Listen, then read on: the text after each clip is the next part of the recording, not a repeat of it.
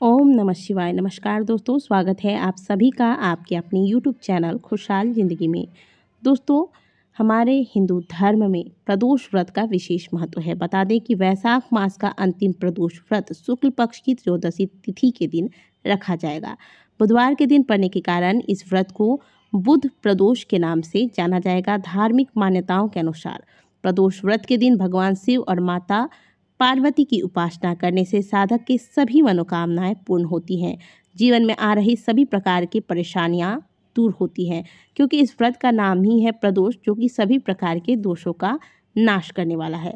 आज की वीडियो में आप जानेंगे कि साल 2023 में वैशाख मास के शुक्ल पक्ष की प्रदोष व्रत किस दिन रखा जाएगा, प्रदोष की तिथि कब से कब तक है, पूजा का शुभ मुहूर्त क्या होगा तथा जो व्रत करते हैं और जो व्रत नहीं करते हैं उन्हें आज के दिन क्या करना चाहिए, क्या नहीं करना चाहिए। साथ ही आज के वीडियो में आप शिव महापुराण के कथा के अंतर्गत वर्णित प्रदोष व्रत के दौरान करने वाले एक विशेष उपाय के बारे में जानेंगे, जिससे भक्तों की सभी प्रकार की मनोकामनाएं पूर्ण होती हैं। और इस उपाय के दौरान यदि आपको कुछ सामग्रियां अगर प्राप्त नहीं होती है, क्योंकि कई बार हमने यह उपाय आपके साथ पहले भी शेयर किया है, तो जो सामग्री आपको प्राप्त नहीं हो पा रही है उनके बिना इस उपाय को कैसे करें ताकि आपकी सभी मनोकामनाएं महादेव पूर्ण करें, ये सभी आज की वीडियो में हम जानेंगे। वीडियो को अंत तक अवश्य देखिएगा। वीडियो अच्छी लग जाए वीडियो को लाइक अवश्य कीजिएगा और कमेंट बॉक्स में हर हर महादेव अवश्य लिखिएगा। हिंदू पंचांग के अनुसार वैशाख शुक्ल पक्ष की त्रयोदशी तिथि का प्रारंभ 2 मई 2023 को रात्रि 11:17 पर होगा। इस तिथि का समापन 3 मई रात्रि 11:49 पर होगा। ऐसे में यह व्रत 3 मई, क्योंकि इस व्रत में प्रदोष का विशेष महत्व है, प्रदोष काल में त्रयोदशी तिथि प्राप्त आपको हो रही है 3 मई को, इसीलिए यह व्रत 3 मई को रखा जाएगा। इस दिन बुधवार है, तो इस प्रदोष को बुध प्रदोष के नाम से जाना जाएगा। पंचांग के अनुसार प्रदोष पूजा का जो शुभ मुहूर्त होगा वो होगा आज के दिन, यानी कि 3 मई को शाम 6:57 से लेकर रात्रि 9:06 तक।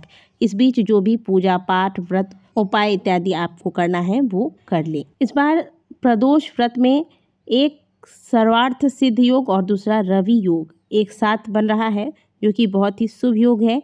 इन दोनों ही शुभ योगों में भगवान शिव तथा अन्य देवी देवताओं की उपासना करने से जीवन के सभी प्रकार के दुख दूर हो जाते हैं तथा साधना सफल होती है। इसलिए यदि आप जीवन में बहुत ज़्यादा परेशान हैं तो प्रदोष के दिन भले व्रत रखें ना रखें, आप विशेष विधि से महादेव की पूजा अर्चना अवश्य कीजिएगा तथा हमारे द्वारा बताए गए इस उपाय को अवश्य कीजिएगा। यदि आपके जीवन में बहुत ज़्यादा समस्याएं हैं तो आपको इसके लिए प्रदोष के दिन प्रातःकाल जल्दी उठना है। जगने के बाद घर के जो भी आपकी कार्य हैं वो सभी निपटा कर स्नान करें। स्नान के पश्चात व्रत रखते हैं तो व्रत का संकल्प लें। व्रत नहीं रखते हैं तो महादेव की पूजा विधि जो भी आपको घर में करनी है प्रातःकाल आप घर में ही कर लें। प्रदोष के दिन शाम के वक्त यानी कि प्रदोष काल में महादेव के मंदिर अवश्य जाएं। तो अगर संभव है तो दोनों वक्त मंदिर जाएं, इसमें कोई दिक्कत नहीं जा सकते किसी एक बेला में ही आपको मंदिर जाना है तो आप प्रदोष काल को चुनें। ठीक है, तो प्रातःकाल की पूजा आप कर लीजिएगा घर में। और जो व्रत रखते हैं वो व्रत के दौरान आप चाहे तो फल वगैरह ले सकते हैं। जो व्रत नहीं रखते हैं वो शुद्ध सात्विक भोजन लेंगे। इसके बाद प्रदोष काल में महादेव की पूजा विशेष विधि से, जैसे कि आप पंचामृत, गंगाजल, शुद्ध जल, अक्षत, पुष्प, धूप, दीप, चंदन इत्यादि, बिल्वपत्र इत्यादि लेकर महादेव के मंदिर में जाकर इन सभी सामग्रियों के साथ महादेव की यथासंभव विधि पूर्वक पूजा अर्चना कर लें और फिर अंत में महादेव की आरती कर्पूर से कर लें। यह विधि होती है प्रदोष व्रत की। अब बात करते हैं विशेष उपाय की। तो यदि आपका कोई काम है जो बन नहीं रहा है, बार बार काम बनते बनते बिगड़ जाता है, व्यापार नहीं चल रहा है, बीमारी ने घेर रखा है और जीवन में बहुत प्रकार की कठिनाइयाँ चल रही हैं, बहुत प्रयास के बाद भी आप इन समस्याओं से छुटकारा नहीं पा रहे हैं, तो ऐसे में आप क्या कीजिएगा, प्रदोष के दिन एक तांबे का लोटा ले लें और इस लोटे में आप जल भर लें। इसमें थोड़े से कुछ बूंद आप गंगा जल डाल दें ताकि यह जल जो है पूर्ण रूप से शुद्ध हो जाए। अब इस जल के लोटे में बन सके तो 1 बेलपत्र या फिर 7 बेलपत्र, जितना आपको मिल जाए। अब ऐसा नहीं कि 7 बेलपत्र नहीं मिल रहा है तो आपको उपाय ही नहीं करना है। अगर सुंदर सुंदर 7 बेलपत्र मिल जाते हैं तो 7 रखिए, नहीं मिल पा रहे हैं, कटे फटे हैं, तो एक भी बेलपत्र अगर आपको मिल जाता है इस उपाय के लिए तो इसे अवश्य आप इस जल के लोटे में रख लें। समी पत्र भी अगर आपको 1 7 की संख्या में मिल जाते हैं तो रखें। समी पत्र अगर नहीं है तो इसके स्थान पर आप 7 चावल के दाने भी रख सकते हैं। कई स्थानों पर समी पत्र नहीं मिल पाते हैं तो ऐसे में आप 7 चावल के दाने रख लें। थोड़े से हरे मूंग आप स्क्रीन पर देख रहे हैं, ये मूंग आपको ले लेने हैं, टूटे वाले मूंग नहीं लेने हैं। अब थोड़ी सी आपको गुड़ की डली इसी जल के लोटे में डाल देना है। अब इस जल के लोटे को इस प्रकार से तैयार करने के बाद आप महादेव का ध्यान करके प्रदोष के दिन प्रदोष काल में महादेव के मंदिर की ओर निकल जाएं। रास्ते में आप श्री शिवाय नमस्तुभ्यम श्री शिवाय नमस्तुभ्यम का ध्यान करते चलें। महादेव के शिवलिंग के समक्ष जाकर महादेव का ध्यान करते हुए श्री शिवाय नमस्तुभ्यम बोलकर आप यह जल महादेव के शिवलिंग पर अर्पित कर दें और जल के लोटे में जो भी सामग्रियां हैं वह सभी शिवलिंग पर अर्पित कर दें। अगर कुछ बच जाता है जल के लोटे में तो इन्हें निकाल कर आप शिवलिंग पर रख सकते हैं। इसके बाद जल चढ़ाते वक्त ही आपको महादेव से अपनी कामना कह देनी है, जिस कामना के साथ आप इस उपाय को कर रहे हैं। बस इतना आप प्रत्येक प्रदोष को करना आरंभ कर दीजिए।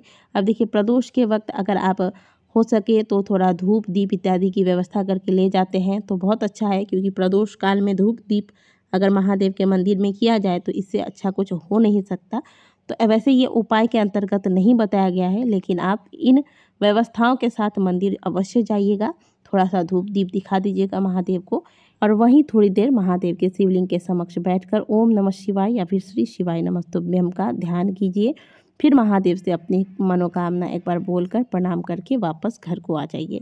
ऐसा अगर आप प्रत्येक प्रदोष को करना आरंभ कर देते हैं तो आप देखेंगे कि 6 से 7 प्रदोष व्रत बीतते अब जरूरी नहीं कि जो लोग व्रत करते हैं वही इस उपाय को करेंगे। हमने पहले भी बताया कि आप शुद्ध सात्विक भोजन लेकर ब्रह्मचर्य का पालन करते हुए प्रदोष के दिन इन उपायों को कर भी सकते हैं और महादेव की पूजा अर्चना वगैरह भी विधिपूर्वक कर सकते हैं।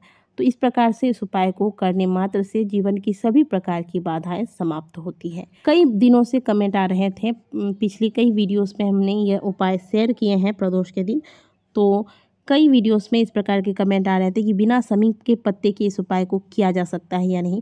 बिल्कुल कर सकते हैं। हमने स्वयं इस उपाय को बिना समी के पत्ते के किए हैं और इसका हमें बहुत सुंदर परिणाम भी प्राप्त हुआ है, तो आप भी अवश्य कीजिएगा।